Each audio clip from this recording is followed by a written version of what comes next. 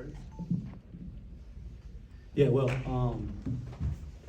first off, we've been trying to get the guys to get their head around what we got to do defensively, and how we got to approach defense and how we got to evaluate ourselves possession after possession defensively. And I thought the intent to start tonight was there, and that's the first step. Is you got to have the intent. Is it consistent enough yet? No.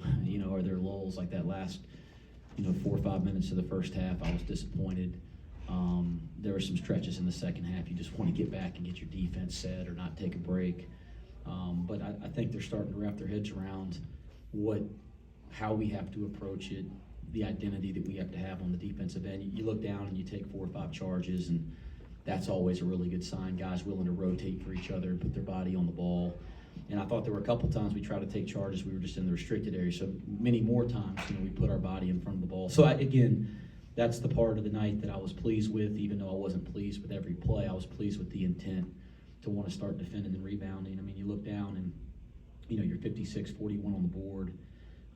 You always like to see that. I wouldn't like to give up 12 offensive rebounds, but you're doing a good job on the board. And you look down and Bryant shoots, who's a good offensive team, shoots 29% from the game.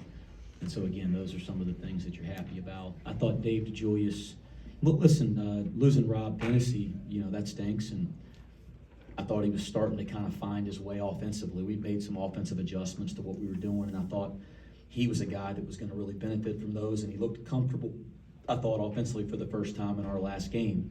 But this is life and this is basketball. And so as down as I am for Rob, and as tough as that, can be big picture for the team, I think collectively you can overcome it if each guy kind of gives a little more. It's the same thing with John and Rob.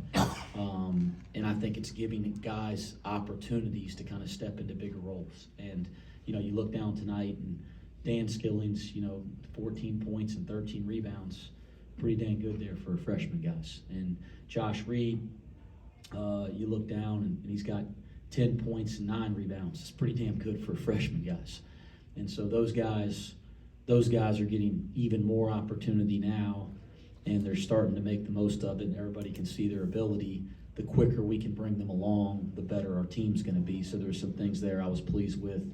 The other thing is David DeJulius playing the point guard position. I thought he looked incredibly comfortable tonight, and we haven't played him there much in the year that I've been here.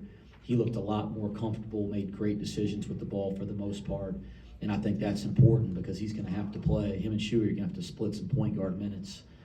Finally, hopefully I can answer every question before you guys ask it, but CJ, Anthony now kind of comes into a role where he might have to play some significant minutes here and there. It was good to get him some time, and it was good to get Sage out there. I've wanted some help in the front court. Sage is 7 feet. He's working hard every day, plays hard, getting out there, getting his feet wet. I think he can help us as the year goes on. He's going to improve the more opportunity that he gets. Defensively with Dan and Josh, I know it looked like there were a couple of miscues, but for the most part, it feels like those two are starting to feel a little bit more comfortable on that end of the floor, maybe? Yeah, they probably think I'm the devil the way that I'm coaching them because I'm all over them, all 3 of the freshmen, but specifically Daniel and Josh, they probably think I'm the devil.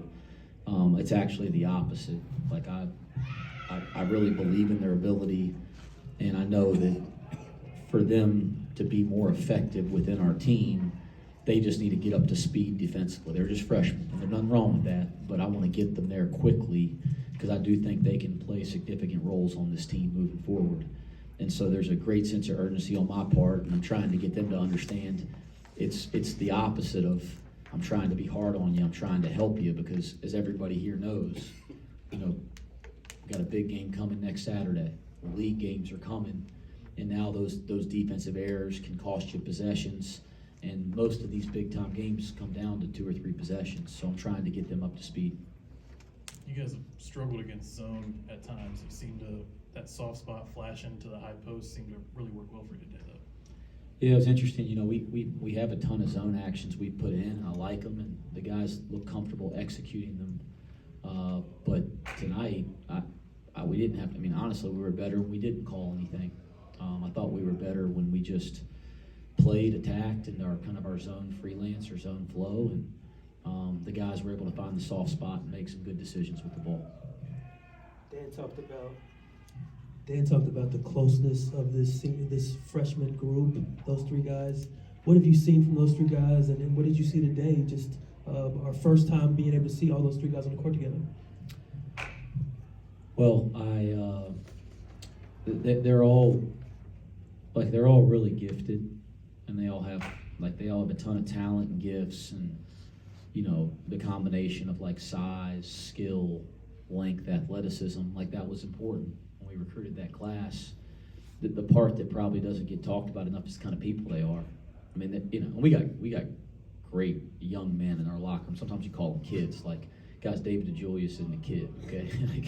He's no kid. He's older than I am, it feels like sometimes. And Big Lock, and those guys aren't kids, but we have great young men in our locker room. Those three freshmen are not only high character young men with strong values, but they're also really kind, and they're really friendly, and they're really social. And I think that's cool. They've really created bonds with each other, and they've created bonds within the team and even with the campus community. And I think as they're here longer, they're going to create bonds with the Cincinnati community because they like to be around people and they like to engage people. And that's pretty neat.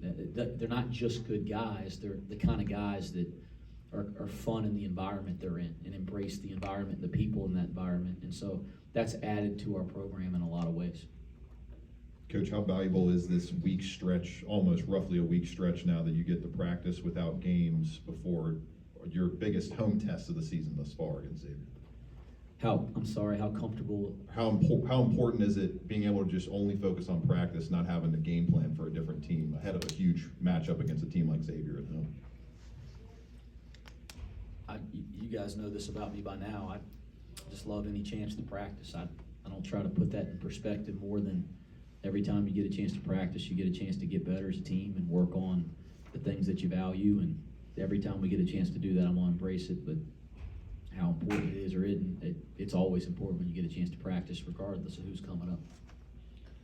I know we've talked a ton about Vic, but is this what you saw potentially coming from him, where as that confidence grows, every minute on the floor, it looks like he's getting more comfortable and becoming a much better player?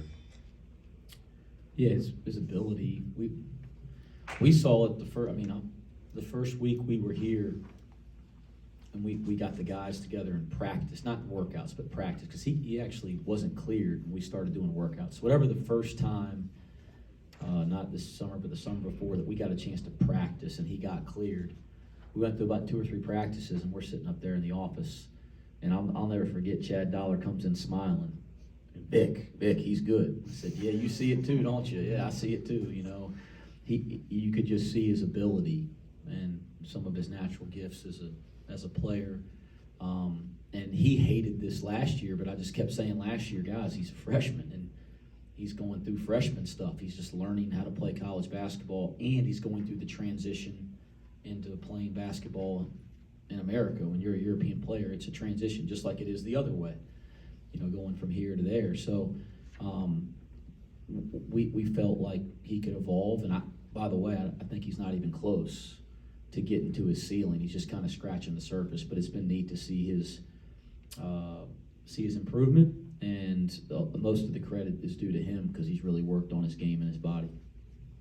You mentioned those opportunities. Jared Hensley tonight played 20 minutes, had 10 points, finished with 3 or 4 fast break dunks out in transition. We've seen his confidence go up more and more this season. Just talk about his performance today and what you've seen from him late. Yeah, he's really important to our team in the sense that his role's really important. Jared's a guy that we're asking to do the little things, to be physical, to guard multiple positions, to rebound, to make the simple play, to sacrifice maybe trying to make some plays, to be a guy that moves the ball. And he's really embraced that role, and you have to have guys on your team that embrace those roles. And Jared's done that, You can see the ability when he gets out in the open floor, and you can see the explosiveness. We want him to play with that explosiveness even more, but within his role. And again, there's just a lot of value in having somebody that's willing to do the selfless team first type stuff that maybe doesn't get you a bunch of attention, you know. And John Newman's done that, did that for us last year, and you need more guys to do that. And Jared seems to be willing to step into that role. 2 more questions? I think Dan had 7 rebounds, whatever that was, Wednesday, obviously 13 tonight. Is that something that you tell him, like, I know you're gonna need him with John out, but hey, you're gonna stay on the floor if you grab rebounds? Yeah, and I mean, you know, I don't know how well documented this is or how well it's been talked about. It's the first thing I noticed when I recruited him. I mean, the first thing I noticed when I went to watch him was, I mean, he went and got like 3 big rebounds, and I went, who is that? Oh, we got to recruit him. And then he can shoot too, and oh man, he's got the ability and instincts. But like the first thing was how he went and got the ball, and I joke with him every day, go get 10. You know, can you go get 10? Because rebounding is the one area where it's okay to be selfish. It's the only area in basketball where I think it's okay to be selfish is the board. You can go get as many of those as you want, and that's good for the team. And so, you know, you look down tonight, and you knew he was going to have a night like that just because he has a knack for it, and he has energy for it. But 13's pretty dang good, guys. Coach, is there any different message to the team throughout this week going into the crosstown shootout, or do you kind of try to treat every single one of these games with a similar type of, not trying to make it too big of an event for the entire team? Yeah, I mean, we just finished the Bryant game, so I hadn't had a chance to really process how we're going to handle this week leading up to the Xavier game. I will say our guys understand. Like, you know, we got a bunch of returning guys. We have guys that have played at Xavier last year.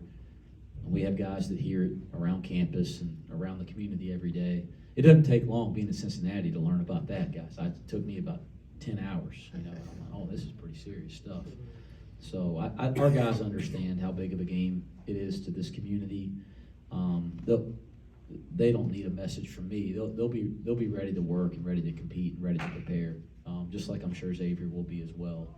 But we're going to approach it as business as usual. Try to get better in practice tomorrow, and try to get better in practice on Tuesday, and take Wednesday off, and do it again on Thursday, do it again on Friday, and prepare to play a big-time game in here against a really good basketball team. All right, thanks, Coach. Thanks. Thanks, Wes.